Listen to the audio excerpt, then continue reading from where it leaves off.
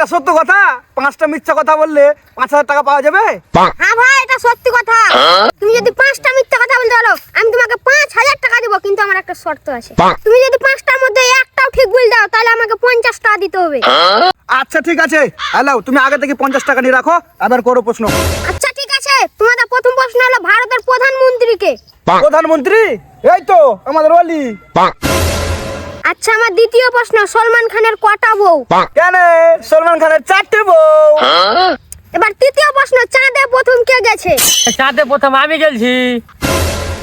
আরে তোমরা তো লাগছে 5,000 টাকা নিয়েই বাড়ি যাবা। ঠিক আছে, তোমাদের 4 নম্বর প্রশ্ন শেষ, এবার 5 নম্বর প্রশ্ন। আরে ছোটু, আমাদের তো 3টে প্রশ্ন হয়ে গেল, তুই 4টা কেন বলছি আবার? আরে ভাই, তোমরা সত্যি কথা বলতে আছো, 50 টাকা আমার।